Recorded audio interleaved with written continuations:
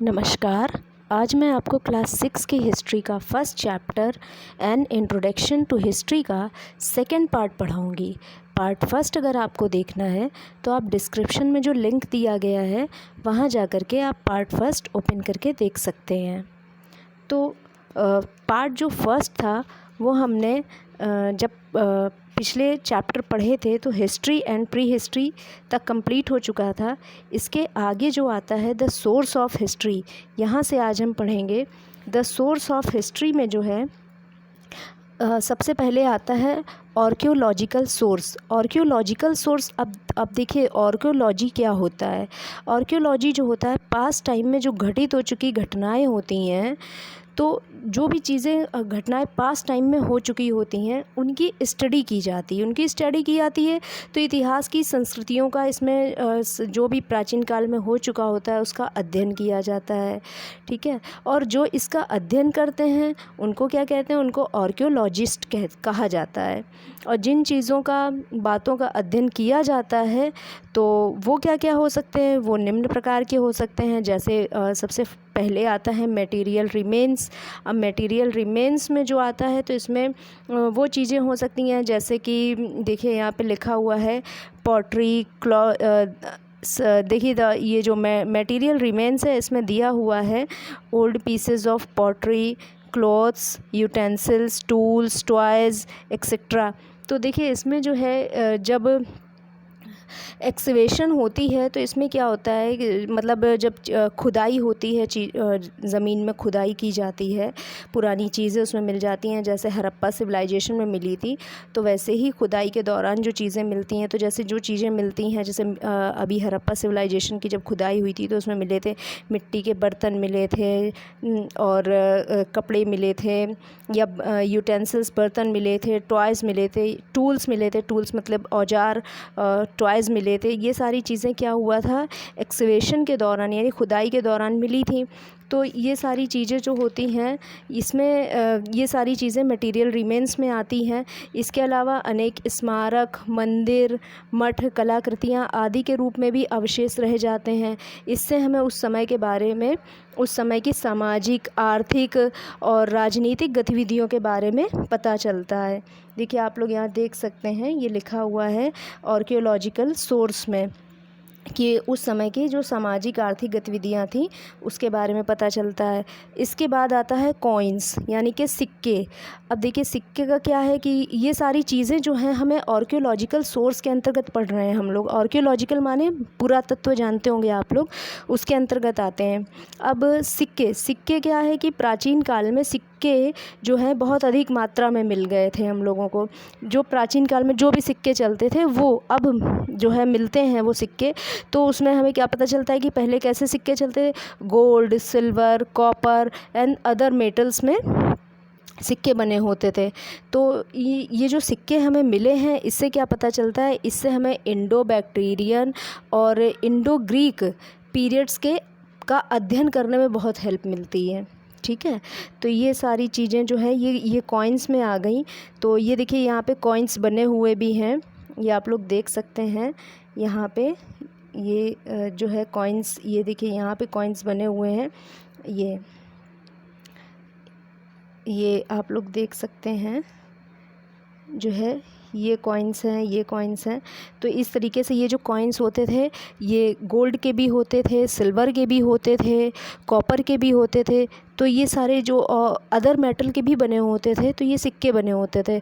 और इससे हमें उस समय का अध्ययन करने का भी मतलब स्टडी की जाती है कि उस समय ऐसे सिक्के चलते थे तो उस समय कैसी कंडीशन होगी, इकोनॉमिकल कंडीशन कैसी होगी, ये पता चलता है। और इसी में एक चीज़ और आगे देख लीजिए आप लोग कि लिखा हुआ है Samudragupta tells us that he was a devotee of Vishnu. यानी कि ये जो सिक्के हम लोगों को मिले हैं इससे ये भी पता चलता है सिक्कों में कि जो समुद्रगुप्त द्वारा जो जारी किए गए सिक्के थे उससे पता चलता है कि वो क्या थे, विष्णु भक्त थे। और सिक्कों में उस टाइम पीरियड की आर्थिक स्थिति से संबंधित राजाओं के बारे में भी पता चलता है। तो उस समय की जो राजा महाराजा हुआ करते थे तो उनकी इकोनॉमिकल कंडीशन कैसी थी। तो ये सिक्के देख करके हम लोग समझ सकते हैं कि किसके टाइम में गोल्ड के चलते थे, किसके टाइम में सिल्वर के चलते थे, कब शीशे के चलते थे, कब कॉपर के चलते थे। तो ये जो भी उस समय के किंग रहे हैं अपने अपने हिसाब से सिक्के चलाते थे। नेक्स्ट आता है मॉन्यूमेंट। अब मॉन्यूमेंट क्या है, देखिए मॉन्यूमेंट का जो हिंदी में मतलब होता है वो होता है स्मारक।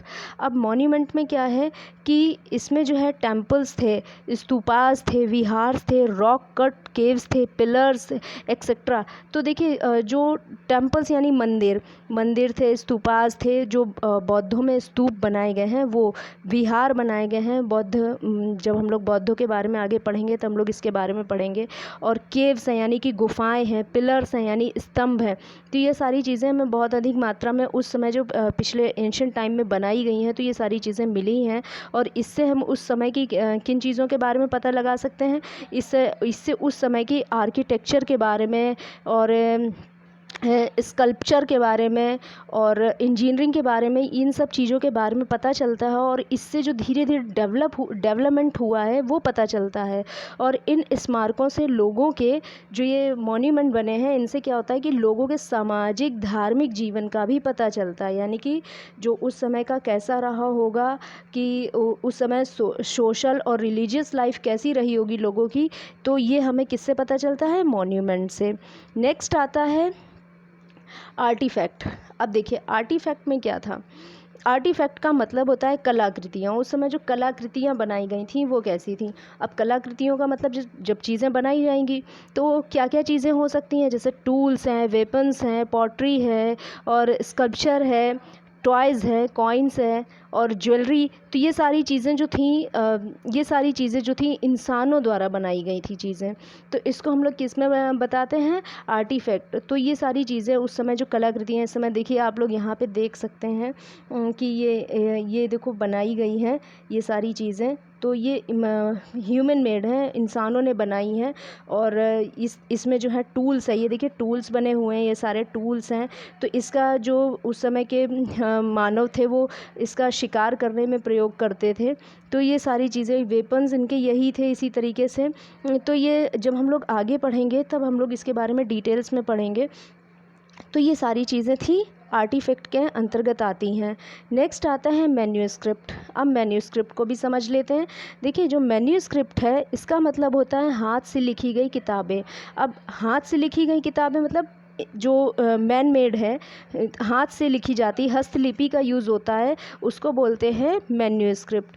और लिखने में जो ये लिखी जाती है, अब देखिए उस समय कोई, जैसे आज हम लोग कॉपी में लिखते हैं, कागज़ होता है हमारे पास, उस समय इनका तो आविष्कार हुआ नहीं था, ये तो बाद में जाके चाइना में आविष्कार हुआ है। तो उस समय कागज़ तो होता नहीं था, तो किस में लिखा जाएगा। तो लिखने के लिए क्या होता था उस समय कि ये जो मैन्यूस्क्रिप्ट लिखी जाती थी ये पाम लीव या बार्क ऑफ ट्री, इनमें लिखी जाती थी। दो चीज़ें होती थी जिसमें लिखी जाती थी, एक पाम लीव मीन्स होता है ताड़ का पत्ता, और बार्क ऑफ ट्री इसका मतलब होता है पेड़ की छाल।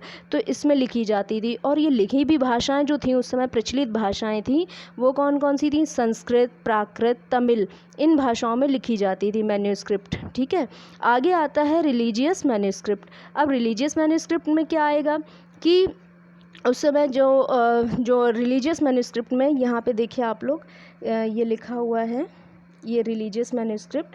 तो उस समय जो था ये रिलीजियस मैन्यूस्क्रिप्ट जो होते इसके अंतर्गत आती हैं। तो उसमें क्या आएंगे कि वेदास आएंगे और वेदास आएंगे, रामायण, महाभारता, गीता, पुराण, जातका, इन सब चीज़ों से हमें ये जो इंडियन एशियन पीरियड का पता चलता है इनको पढ़ करके, कि एंशियन पीरियड में कैसा रहा होगा उस समय का रिलीजियस मैन्यूस्क्रिप्ट। ये जो हम लोग देखते हैं इससे हमें उस टाइम की इंफॉर्मेशन मिलती है। ठीक है, नेक्स्ट आता है सेकुलर मैन्यूस्क्रिप्ट। अब ये सेकुलर मैन्यूस्क्रिप्ट में क्या आएगा कि ऐसी बुक्स हैं, मतलब ऐसी जो लिखी गई हैं उस समय मैन्युस्क्रिप्ट, तो उससे मैं उस समय का पता चलता है कि राजाओं के बारे में, राजनीति के बारे में और मेडिसिन्स हैं, साइंस है, इनके बारे में हम लोगों को उस समय का पता चलता है कि कैसा रहा होगा। अब एग्ज़ाम्पल के तौर पे अगर हम इसे देखें तो उस समय जैसे लिखा गया है, कौटिल्य ने अर्थशास्त्र लिखा है, तो इसको हम किस में लेंगे, सेकुलर मैन्युस्क्रिप्ट में। या मेगास्थनीज़ की इंडिका, ये भी किस में आएगी, सेकुलर मैन्युस्क्रिप्ट में, ठीक है। लेकिन बट अब इसमें से कुछ जो मैन्युस्क्रिप्ट हैं वो नष्ट हो गई हैं, यानी कि मैं देखिए अब जो मैन्युस्क्रिप्ट बनी होगी किसी पत्ते पे लिखी गई होगी या बार्क ऑफ ट्री में इस तरीके से उसको लिखा जाएगा, तो उसको कब तक रखा जा सकता है, तो वो नष्ट तो हो ही जानी है, तो इसका कोई एडवांटेज नहीं मिल पाया, डिसएडवांटेज में ही है। तो उसको कुछ कीटों ने खा लिया है या कुछ नष्ट हो गई हैं, और जो बची हुई हैं वो मंदिरों में सुरक्षित रखी जाती हैं, ठीक है। तो ये हो गई हमारी मैन्युस्क्रिप्ट के बारे में बात। नेक्स्ट आता है इंस्क्रिप्शन। इंस्क्रिप्शन के बारे में अब ये हम लोग नेक्स्ट पेज पे देखते हैं। इंस्क्रिप्शन, ये जो इंस्क्रिप्शन है, ये देखिए ये इंस्क्रिप्शन है, यहाँ पर इंस्क्रिप्शन जो है इसको देख लेते हैं। तो इंस्क्रिप्शन में क्या, इंस्क्रिप्शन का मतलब क्या होता है, इंस्क्रिप्शन का मतलब होता है शिलालेख।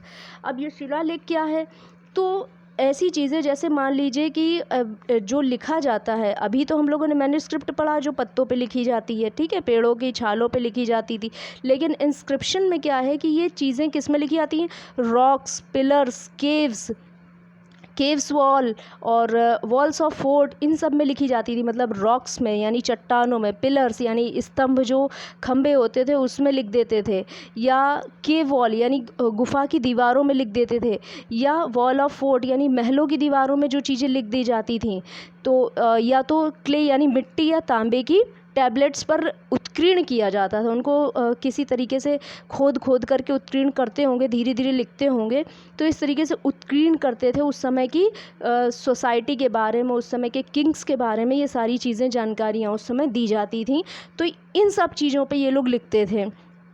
तो हिस्टोरियंस को उस समय की जब ये पढ़ते हैं हिस्टोरियंस यानी कि जो इतिहासकार इसको पढ़ते हैं, तब हमें उस समय का क्या पता चलता है, राजा महाराजाओं के नाम, उनकी तिथियां, यानी जो राजा महाराजा थे उनके क्या नाम रहे होंगे, जिनका ये स्तंभ है या जिनका ये शिलालेख है या जिनका इंस्क्रिप्शन है, तो उनके क्या नाम रहे होंगे, वो किस तिथि में रहे होंगे, इन सब की चीज़ों की जानकारी मिलती है। फॉर एग्ज़ाम्पल जैसे अशोका के इंस्क्रिप्शन से हमें क्या पता चलता है, मौर्यास की जानकारी मिलती है कि उस समय जो मॉडर्न पीरियड रहा होगा वो कैसा रहा होगा।